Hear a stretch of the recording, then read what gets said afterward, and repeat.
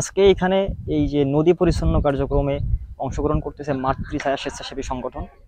আসলে একটা কথা আছে, মানুষ মানুষের জন্য, জীবন জীবনের জন্য।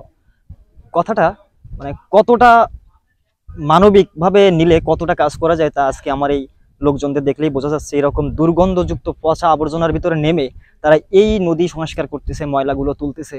আসলে এটা অন্তর থেকে মানবিক দৃষ্টিভঙ্গি থেকে এই জিনিসগুলো না দেখলে আসলে কেউ বিশ্বাস করতে পারবে না।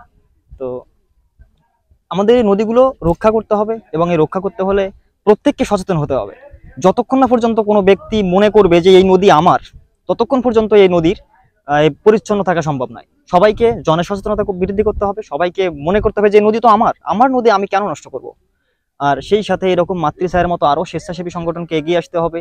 আর ঊর্ধ্বতন কর্মকর্তা যারা আছেন তাদেরও এইখানে দৃষ্টি দিতে হবে, কারণ তাদের সহযোগিতায় না হলে এই নদীটি পুরোপুরিভাবে পরিচ্ছন্ন রাখা কোনো সংগঠনের পক্ষে সম্ভব নয়।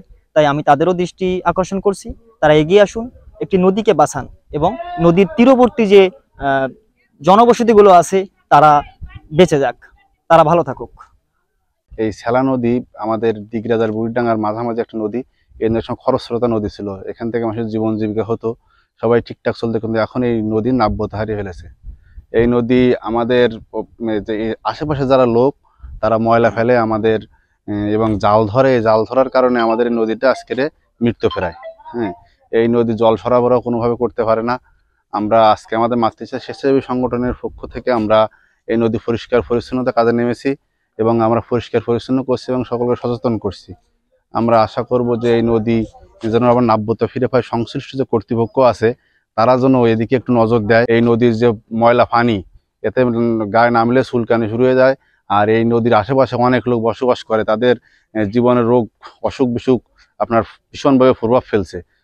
নগদে 500 টাকা বা তার বেশি পেমেন্টে পেতে পারেন ঢাকায় জমিসহ 20 কোটি টাকার পুরস্কার। আমরা মাতৃছায়া স্বেচ্ছাসেবী সংগঠনের আমাদের সদস্য সংখ্যা 150-র মতন, কিন্তু আজকে আমরা বিভিন্ন ব্যস্ততার কারণে 50-60 জনের মতন লোক আমরা এই কাজে আমরা করেছি, মানে এই নদী পরিষ্কার কাজ করতেছি।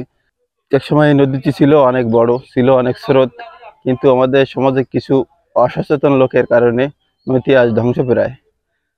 তাই নদীতে বিভিন্ন প্রকার ময়লা আবর্জন ফেলা, নদীতে অতিরিক্ত জাল ধরার কারণে নদীটি আজকে নর্দমায় পরিণত হয়েছে। তাই আমাদের সবার সচেতন হতে হবে, নদীতে ময়লা আবর্জনা, তারপরে জাল ধরা বন্ধ করতে হবে।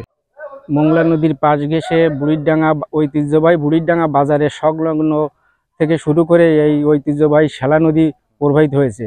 এই সেলা নদী দিগরাজ বাঁশবাজার পর্যন্ত এসে শেষ হয়েছে। এই নদীর অবস্থা আজকে খুবই খারাপ অবস্থা। এই নদী একসময় খুব লাভবান ছিল, এই নদীতে মানুষ অনেক জাল ফেলে জীবিকা নির্বাহ করত। আজ সেই নদীর অবস্থা খুবই খারাপ অবস্থা, শোচনীয় অবস্থা।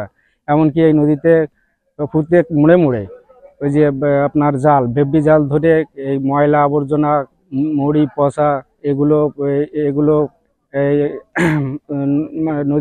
নদীতে ফেলছে।